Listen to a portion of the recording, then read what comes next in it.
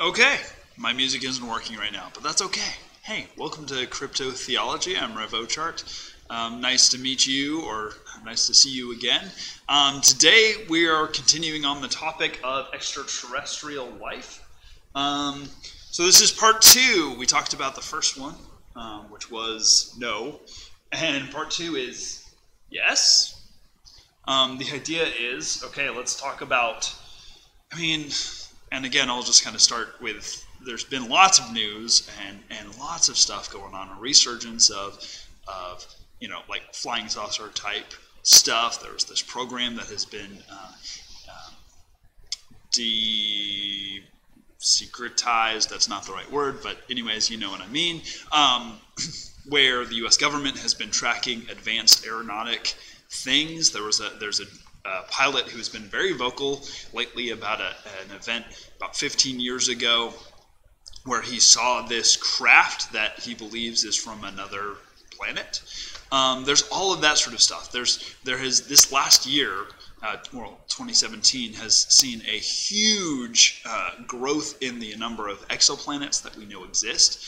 Many of them are in kind of that Goldilocks realm where they could support life as we know it. And so sort of a discussion around that. Again, last time I talked about the idea that there is no life outside of this planet, and what does that mean? What does that mean for us? Today, I would like to explore what does it mean if there is in fact life outside this planet. So let's look at that.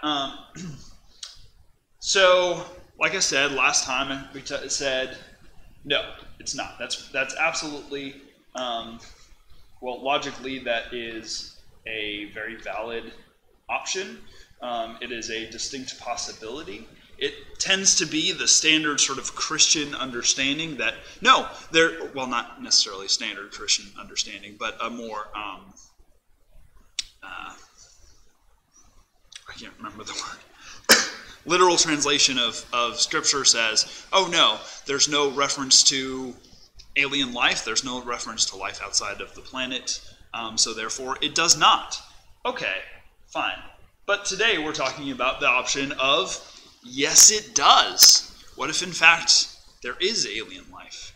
What if there is life outside of this planet? Now, there are several options when we're talking about what that means, and how it actually plays out does have an effect on what it means for us as Christians, as people. What kind of life? What kind of life are we talking about? Because really, when we talk about, alien life, we kind of automatically assume maybe, grays. We're talking about flying saucers. We're talking about that kind of thing. But that's not necessarily that's not necessarily what we're talking about. It makes for good stories, absolutely, but there could be some other options. So that life could be non-intelligent life, or of course it could be intelligent life, right? Those are two very different options, and they have two very different effects on who we are as people, who we are as Christians.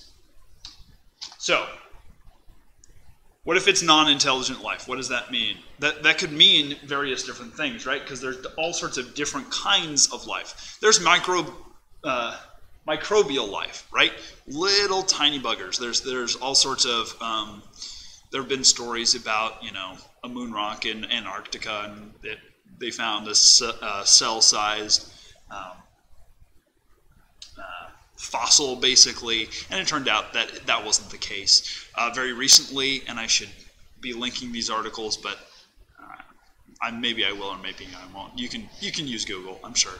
But Russian scientists claimed that they found a microbial life form outside of the International Space Station that is not from Earth. That's the claim, at least. So there's this idea. This idea has gone around. There's the whole idea of panspermia, which is the idea that life actually on this planet emerged because of life outside of this planet, that it came down and then sort of generated and evolved from there, from the hardcore science folks who say, oh, there's absolutely no intelligent design, there's no greater being that had anything to do with the creation of life. And so the obvious question is, well, how did life start? And they go, oh, well, it came from another planet.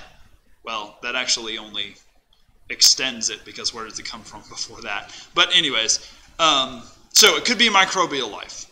And in the grand scheme of things, microbial life, I think, doesn't necessarily destroy our worldview. It's not quite as earth-shattering, right? Now, it could be plant life, right? Maybe we find an exoplanet. And exoplanet, if you don't know what that word means, it's just a word to mean a planet that is outside of our solar system. We have telescopes that are powerful enough that we can, by very, very minute changes in light from another star or shifts in gravitational pull, we can mathematically assume, and now we can actually start to see these planets that are surrounding other stars. And we can start to get some information about what they are. Several of them that have been found have been rocky ones. Many of them have been sort of gas giants like Jupiter or Saturn, which, as far as we know, can't support life. But there are several that are rocky, and they're in kind of the right Goldilocks area that, in theory, they could support life. Maybe we go there, maybe we use telescopes, we find that there's plant life there. That's a wild thing. That's a crazy thing. It also could be, of course, some sort of animal life, some sort of creatures, various things. Or it could be something, who knows, right? Something that we do not understand. We have no idea, right? It could be something that we can't even imagine, right? Some sort of life that's, I don't know, gaseous, or I don't know. God is pretty creative and amazing. So these things are possibilities, right? So what does that mean for us if we find life outside of this planet that is non-intelligent? That's just life, right? It is self-replicating. It is maybe in some way, has some sort of mental capacities, that sort of thing. What do we do with that, right? And I would argue that there's the initial impact of, oh my gosh, there's life outside this planet. Maybe, as I talked about last time, that calls into, that might spin some people in their faith, right? If their faith is absolutely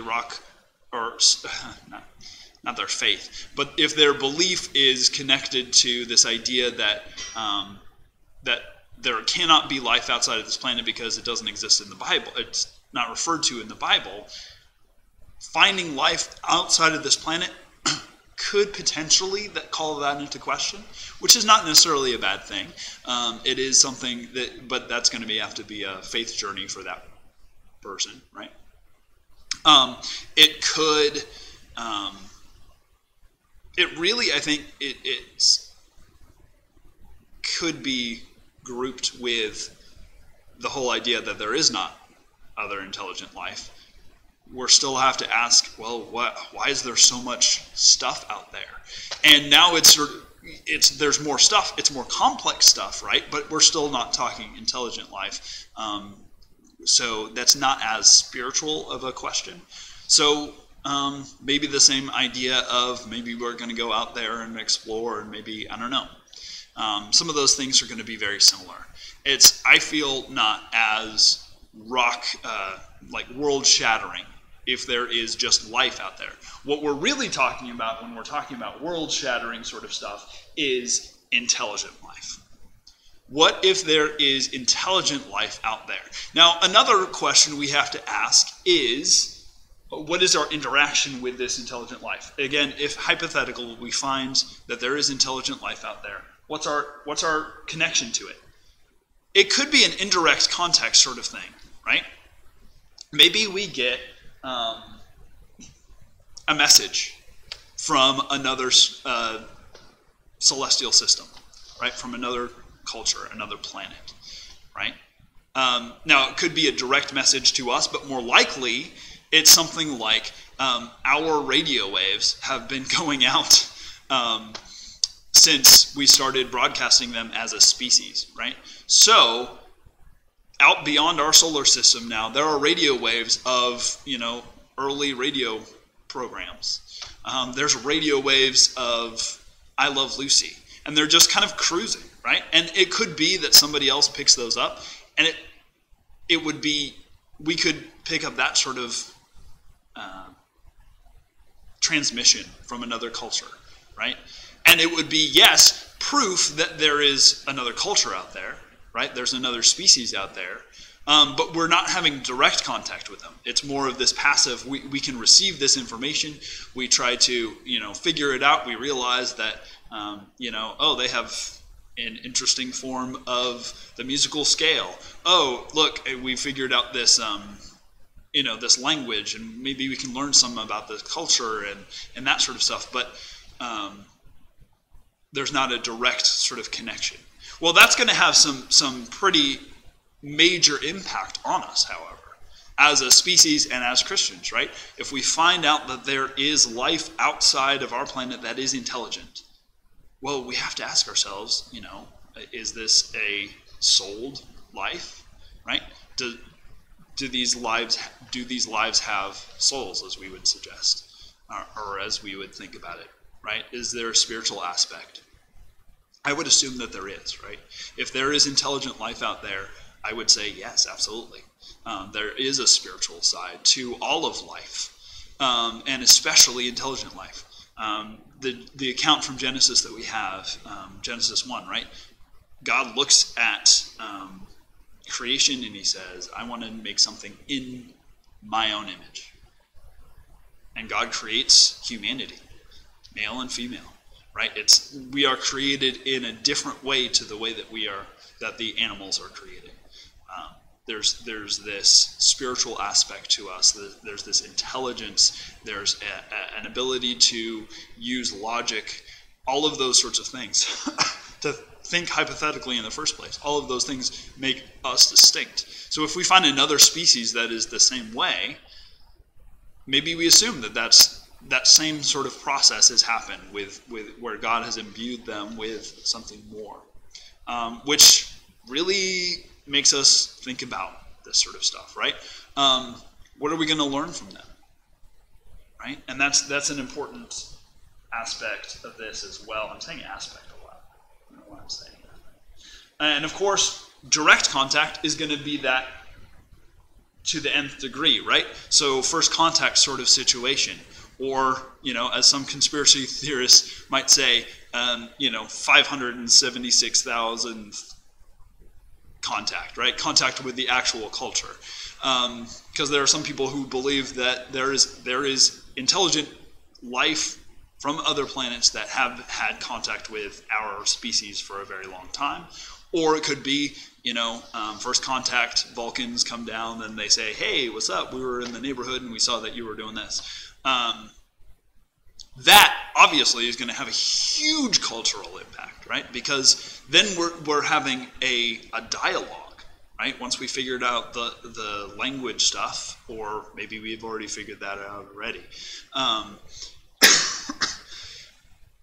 That's going to have a huge impact on everyone's faith, on everyone's, because now we're going to connect. Now we can ask questions and get answers. And it can be both ways. Now, this calls into, there's all sorts of hypotheticals. It could spin every which way.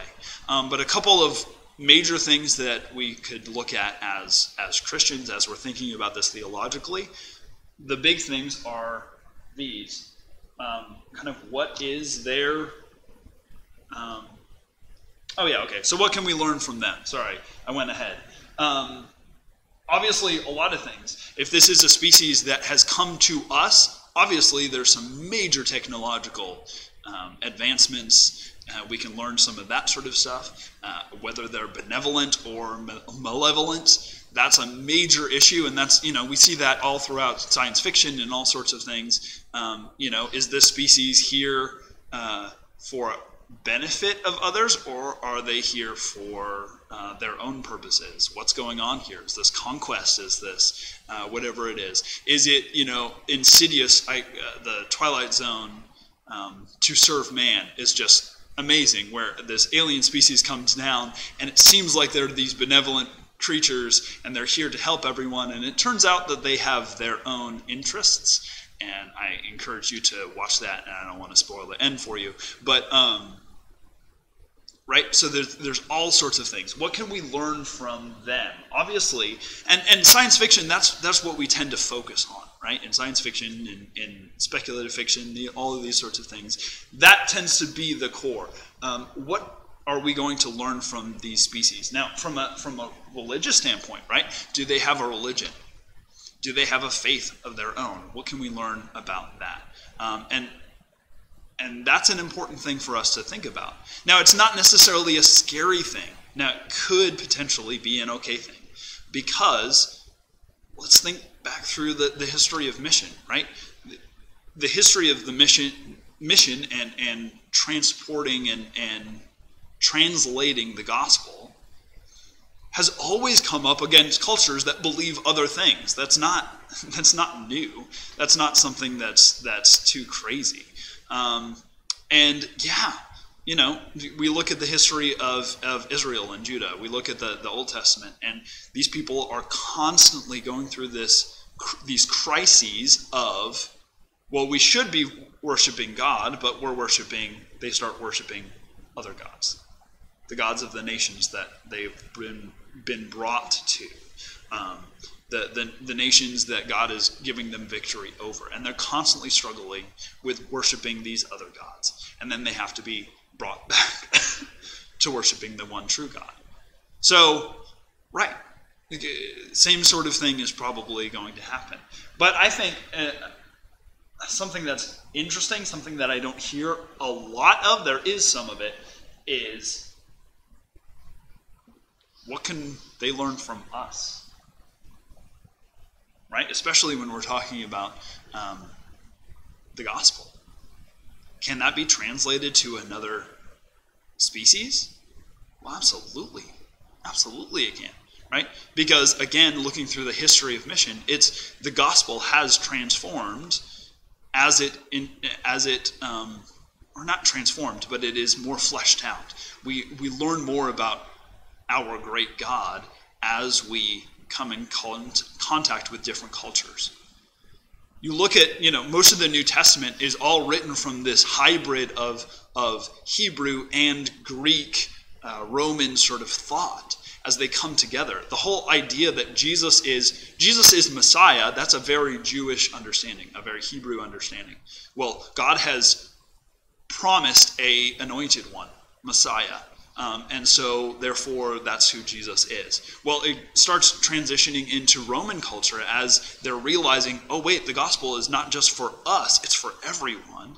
Well, let's start to talk to them. And this idea of Jesus as Lord, Jesus is Lord, became a big thing. And really, culturally, what they're saying there is Jesus is Caesar. It's not a concept that was necessarily inherent to Hebrew culture, but it was something very inherent to that Greek-Roman culture.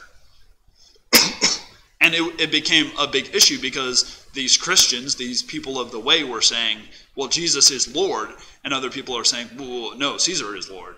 Who is this Jesus guy? Right? And going back and forth. And then as Christianity goes from culture to culture to culture, it starts to gain new insights into who God is and the greatness and the wideness of his mercy and grace. Think over, we just celebrated Christmas. Think of all of the different things that we do there that are not cultural. Well, the first thing, Christmas is Christ's Mass, a particular Mass or worship celebration around the birth of Christ. When was Christ born? Have no idea. We haven't a clue. Probably not in December because there were shepherds out in the field, and Bethlehem in December is a pretty chilly time. Probably not going to be out in the field. But we celebrate it in Christmas. Why? Because as Christianity came into the Roman world, eventually an emperor said, hey, instead of worshiping, excuse me, the sun on, it starts with an S, it'll come to me. Anyways, there was this sort of winter solstice celebration where they worshiped the sun, and he said, well, why don't we worship the Son of God? Let's worship Jesus, and so we'll have a special mass during that time to celebrate Jesus. Why do we have a Christmas tree? Well, because as Christianity was being brought to the Germanic tribes, the German, or these German Norse folks, they used tree branches all over their houses as decorations, especially during the winter solstice. There was this great tree, the tree of Thor, and they said that's Thor's tree. Thor lives there, and if anything happens to it, Thor was going to do something to that person.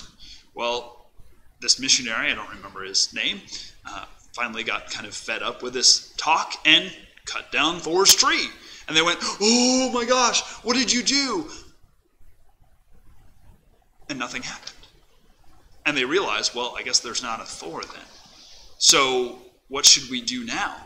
What tree should we look at to? And this guy says, well, how about this evergreen tree? This evergreen tree is ever living, so it reminds us of the living God and the living Christ.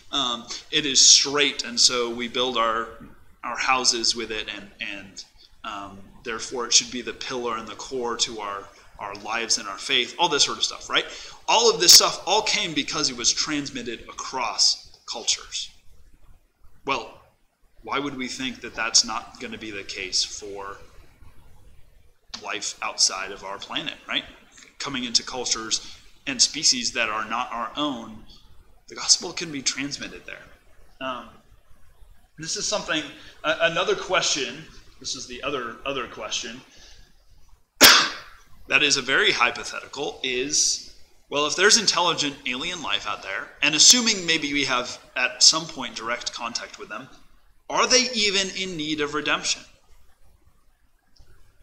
What do I mean by that? Well, this is brought up in a very fascinating book. I really love this set of books. C.S. Lewis's Out of the Silent Planet, the space trilogy. Out of the Silent Planet, Paralandria, and then That Hideous Strength is the third one. In Out of the Silent Planet, it's sort of very much this H.G. Wells sort of style. And the idea is that the main character comes from Earth and goes to Melicandria, or Mars as we call it, and there he encounters alien life. He encounters there are 3 species there that exist at the time of the book, right? There was a 4th species at some point. But all of these species, they look like they're really sort of dangerous and scary, but it turns out that they're actually, these big giant ones are pretty kind and nice. And he comes to realize that actually what's going on here, and we as the reader kind of find it along with him, is that this is a world that has been untouched by Satan. That Satan, the fallen angel, was basically cordoned off onto Earth, full chondra, right, to Earth, so he wouldn't mess up the rest of the place, right? But Melicandria, that 4th species has been wiped out because Satan basically tried to extend his power, and there was some casualties. But Melicandria, Mars, is full of these species that they don't not understand.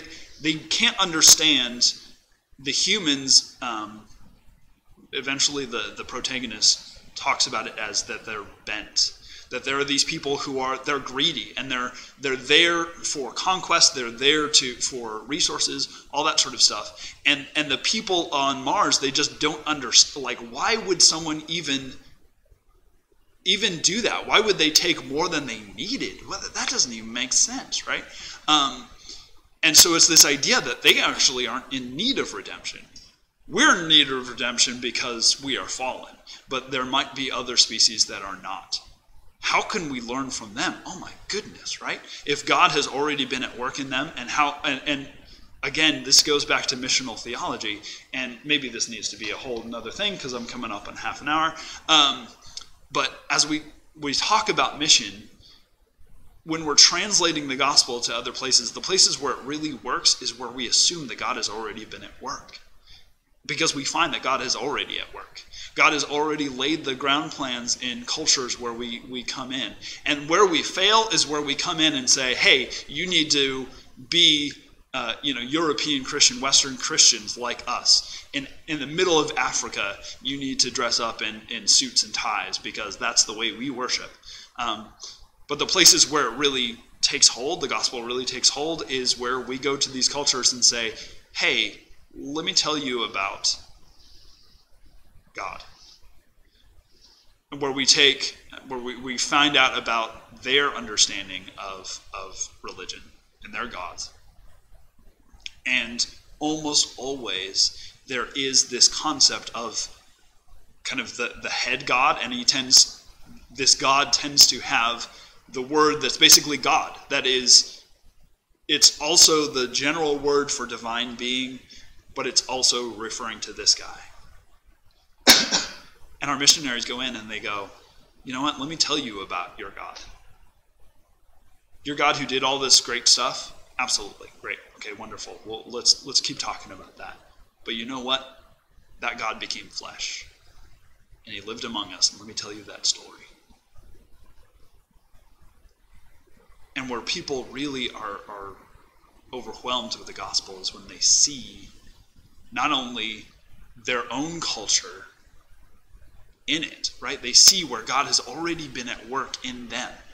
There's this idea of sort of a conversion of ancestors, where every belief and every person who has come before you has brought you to this place where you can make a decision to follow Jesus Christ, God made flesh. That's where mission really strives, or really flourishes. I don't know why I went into that. But yeah, assuming maybe they don't even need redemption. Maybe that's something that's just us. Maybe we're the broken ones, right? So that's a possibility. Of course, the other possibility is, yes, they're in need of redemption. Another amazing book series. This is by Orson Scott Card. And it starts with, this is a continuation of the Ender series. So Ender's Game is about this kid who is brought to this battle school and ends up being the victor over this scary alien species who had attacked 100 years before, and they were coming back. And so basically we go and attack them in their place, and Ender actually ends up wiping out the entire species. He doesn't know about it, but he does. So, after Ender's Game, he kind of has to do some soul searching. And it goes on, and the next set of books starts with Speaker for the Dead, and then Xenocide, and then Children of the Mind. And just because these are huge philosophical, theological, just high science fiction. This is not Star Wars. I love Star Wars, but it is not high science fiction. Something that is absolutely spectacularly amazing in this series is, in the first book, humanity encounters this other species. And basically, we take this role of we're investigating. We're scientists, right? It's about these sociologists who are trying to. It's the prime directives type thing. We're going to observe them, but we're not going to affect their culture at all. And they're fairly primitive, so that's a little bit easier to do. And something happens, and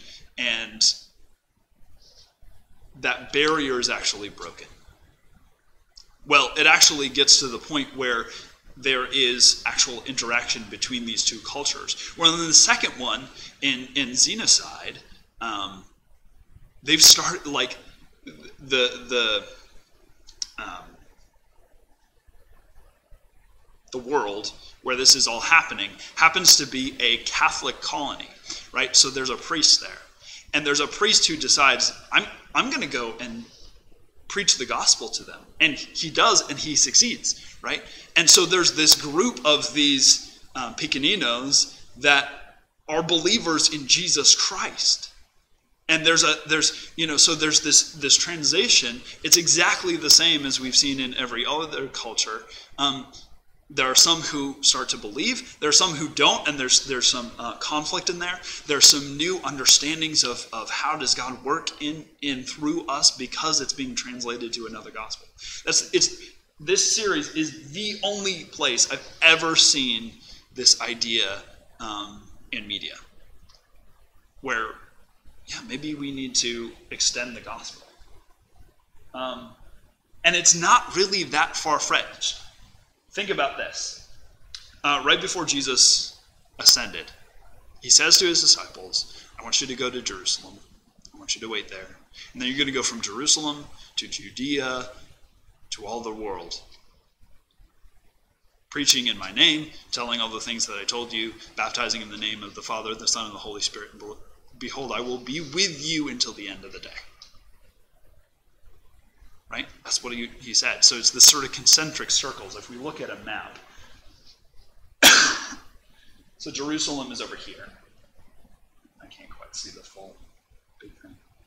So Jerusalem is over here, right? Judea is the larger area in which Jerusalem is in the Roman world, and then it kept spreading, right?